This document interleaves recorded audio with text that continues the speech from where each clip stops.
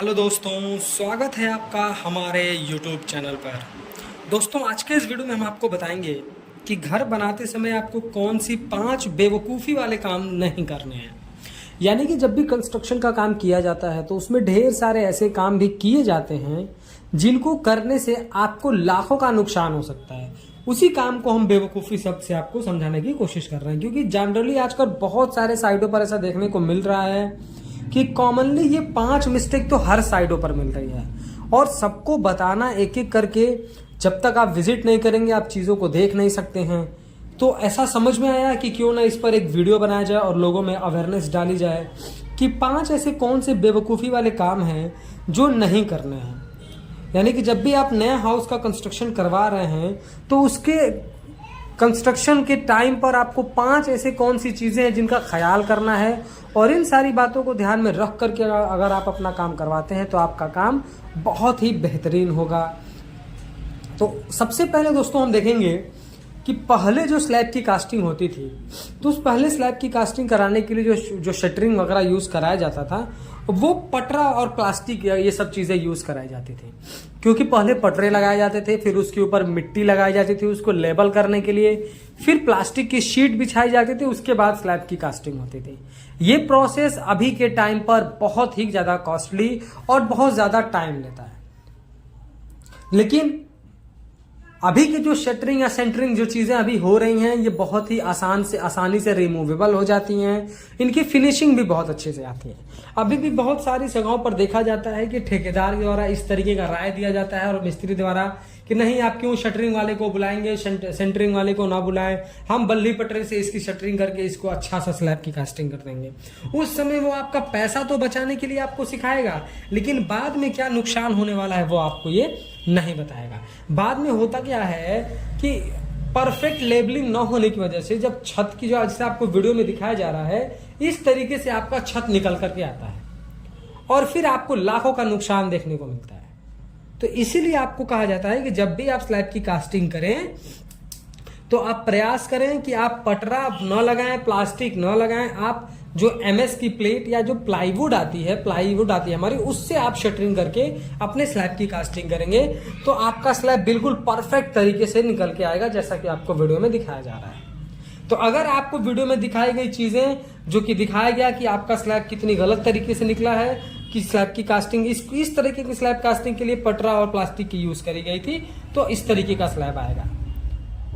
तो सही तरीका ये है कि आप थोड़े से पैसे बचाने के चक्कर में, अब क्या है कि ये सरफेस इतना खुरदुरा आया हुआ है, इतना रफ आया हुआ है कि इतना ज्यादा इसमें एंडुलेशन दिख रहा है कि इसको ठीक कराने के लिए फिर आपको एक मोटा प्लास्टर 2 कोट में करना पड़ेगा। बिना प्लास्टर के तो होगा नहीं, और प्लास्टर 2 कोट करना पड़ेगा क्योंकि 1 इंच तक का डिफरेंस आ रहा है, और इतना मोटा प्लास्टर आप एक बार में करेंगे तो प्लास्टर वो नीचे गिर जाएगा कुछ समय के बाद, तो आपका कॉस्ट बहुत ज्यादा बढ़ जाता है। तो इस तरीके की बेवकूफ़ी आपको बिल्कुल भी नहीं करनी है। दूसरा होता है एक्सकावेशन के डेप्थ में, यानी कि जो हम फुटिंग की डिज़ाइन करते हैं उसमें कम से कम आपको कहा जाता है कि आप 3 फीट बाय 4 फीट का गड्ढा बनाएं, लेकिन बहुत साइडों पर देखा जाता है कि लोग 2 फीट बाय 2.5 फीट का गड्ढा बनाते हैं, लोग 2 फीट बाय 3 फीट का गड्ढा बनाते हैं। उस समय क्या है कि चलिए मिट्टी की लोड बेयरिंग कैपेसिटी अच्छी है, वहां पर एक फ्लोर का बनना है, सिर्फ ग्राउंड फ्लोर ही बनना है तो लोग कर देते हैं, लेकिन फिर बाद में प्लानिंग होती है और 1 फ्लोर और बनाना होता है। इस केस में जो है कंस्ट्रक्शन इस केस में बहुत सारे घर जो है गिर जाते हैं,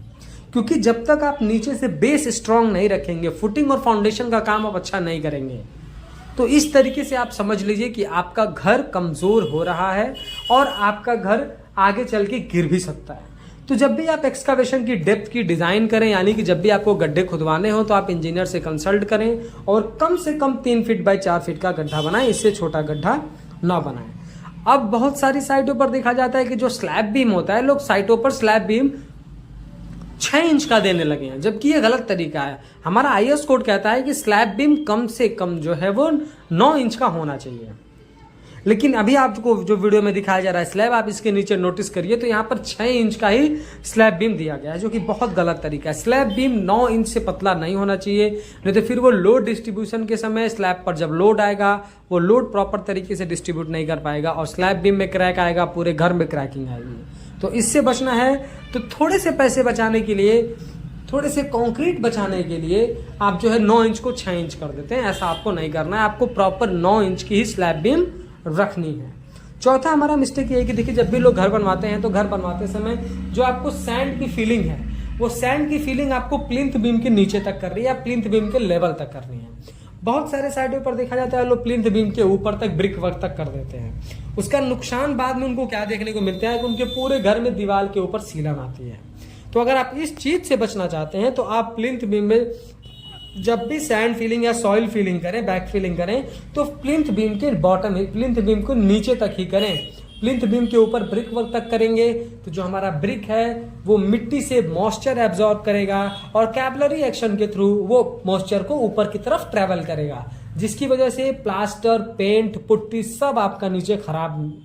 आपको दिखेगा, सब पपड़ी बन के निकलेगा। अगर आप किसी घर में जाते हैं या फिर आपके ही घर में अगर प्लिंथ बीम के ऊपर पेंट, प्लास्टर या पुट्टी उखड़ कर निकल रहा है तो आप इस तरीके से समझ सकते हैं कि जो आपका ब्रिक वर्क है वो मॉइस्चर कहीं ना कहीं से मिल रहा है। और ज्यादा पॉसिबिलिटी होती है कि जो आपने सैंड फिलिंग या सॉइल फिलिंग करी है वो ईंट के लेवल तक कर दिया है, जिसकी वजह से उसको मॉइस्चर मिल रहा है।